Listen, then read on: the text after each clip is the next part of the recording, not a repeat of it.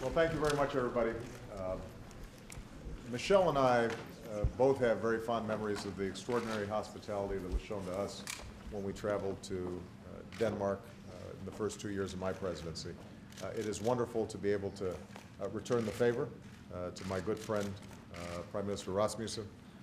There are many Rasmussens in Denmark, but Lars Løkke and I have had a chance to work in international forums together on a wide range of issues, and I've got extraordinary respect for his leadership. We've discussed a wide range of issues here today. Of special importance has been our appreciation of the sacrifices that have been made by Danish troops in Afghanistan and the extraordinary leadership that Denmark has shown as part of ISAF.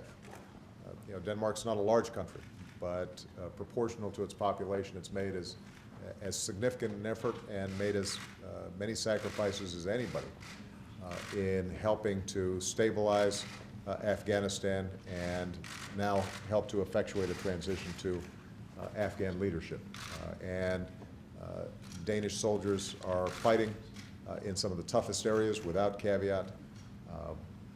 We have discussed how 2011 is going to be a year of transition, and under Prime Minister Rasmussen's leadership, he has been able to build a consensus within Denmark about how that transition would proceed that I think is a model for all our allies and participants in Afghanistan. So we are very grateful for the excellent work that he has done personally, and obviously most grateful for the sacrifices of Danish troops in helping to underwrite the security of all of us. We also discussed the situation in the Middle East, and Prime Minister Rasmussen has been a leader in Europe in making sure that we applied tough sanctions against the Gaddafi regime in Libya. We both share the view that Mr. Gaddafi has lost legitimacy and he needs to leave, and that we, as an international community, have to speak firmly against any violence that's directed at civilians, that we have to make sure to provide humanitarian assistance both inside of Libya as well as along the border regions where so many people have left, and that it's going to be very important for us to look at a wide range of options that can continue to tighten the noose around Mr. Gaddafi and apply additional pressure. And so we will be continuing to coordinate closely both through NATO as well as the United Nations and other international fora to look at every single option that's available to us in bringing about a better outcome for the Libyan people. We discussed our close cooperation in counterterrorism efforts, and I appreciate the leadership that Prime Minister Rasmussen has shown on that front. We have worked effectively together on a wide range of issues, and Denmark, again, despite being a small country, is one that obviously has been concerned about terrorist activity within its borders, and so we will continue to strengthen our counterterrorism efforts there. And we also had a wide-ranging discussion about energy. Denmark is a leader on clean energy and alternative energy.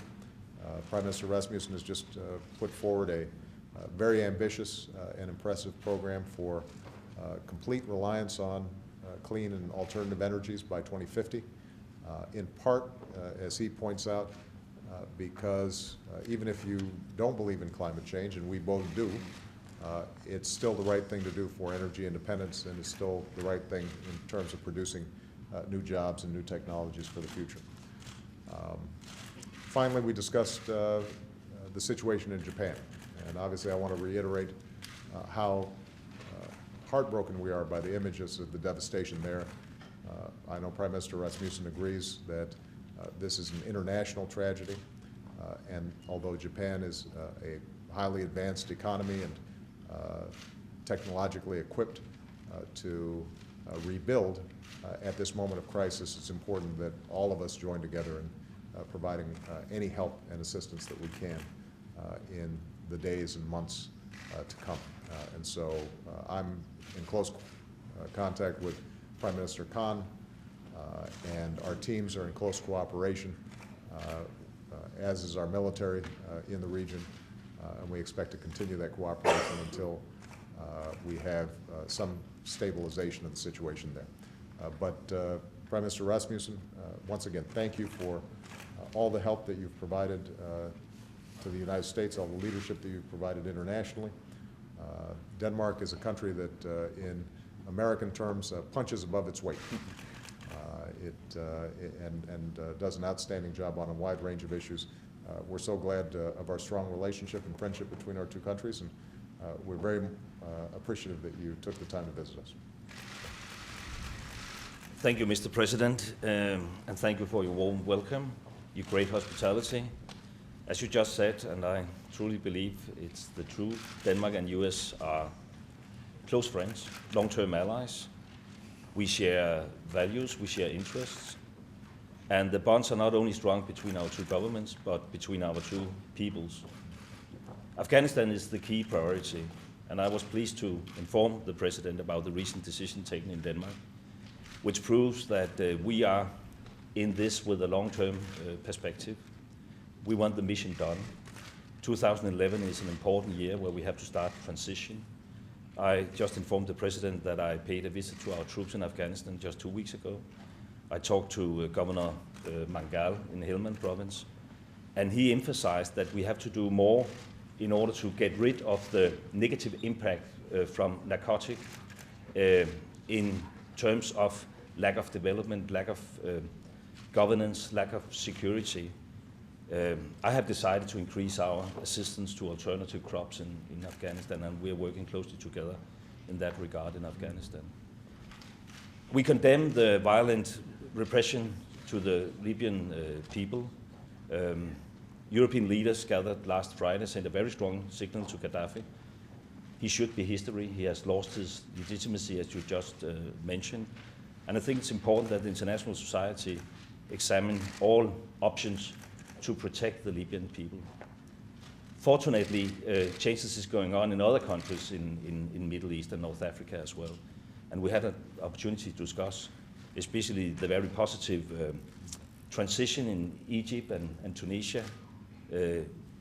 We agreed that one field for closer cooperation should be job creation. What is important now is that the young generation in those countries have or is given a hope for a brighter future. And I think there is a huge potential for closer cooperation in that field. For instance, in the area of IT, where I think we should establish a closer cooperation. And as you mentioned, we discussed a full range of other issues as well. As I said, we share values. We are working together in counterterrorism, piracy, where we had to increase our cooperation. So I think our meeting here today reflects the fact that we have a common desire for taking our responsibility in order to create a future with peace and prosperity. So thank you very much. Thank you. Thank you.